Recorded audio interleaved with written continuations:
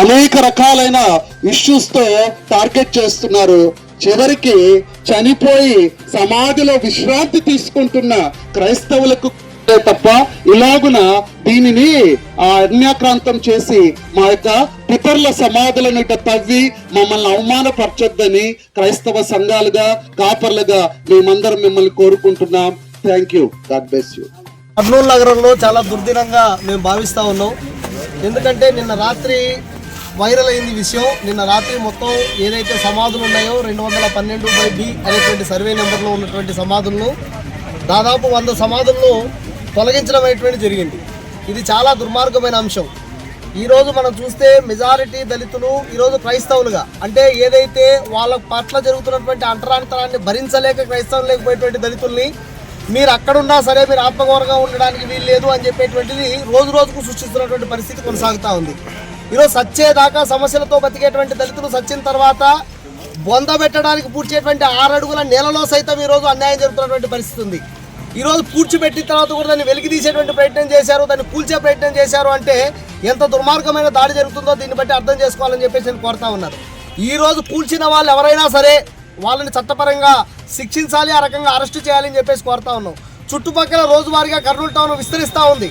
ఈ విస్తరిస్తున్నటువంటి క్రమంలో వెంచర్లు వేస్తూ సమాధులను కూడా సంపూర్ణంగా ఆక్యుపై చేసినటువంటి పరిస్థితి కొనసాగుతూ ఉంది.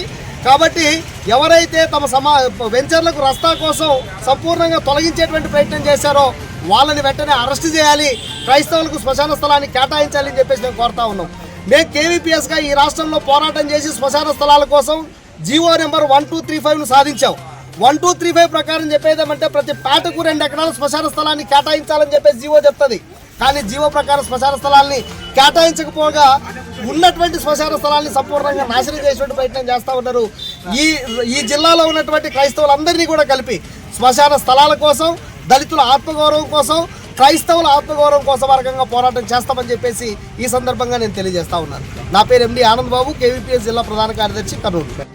సోదరులారా, ఈరోజు కర్నూలు నగరము పెద్ద సిటీ, నగరపాలక సంస్థ.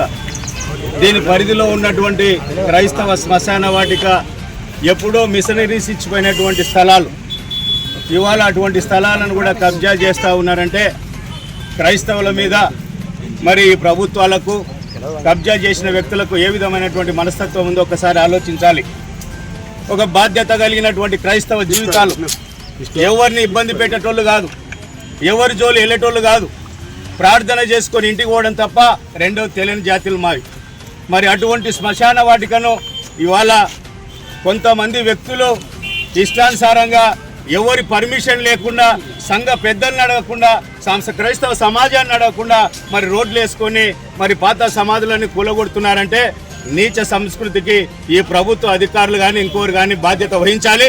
ఇది నిజమైనటువంటి మరి సంస్కారం కాదు. బాధ్యతగా ఉండండి. ఈ ప్రభుత్వాన్ని కూడా మనవి చేస్తూ ఉన్నాం. మీరు వచ్చిన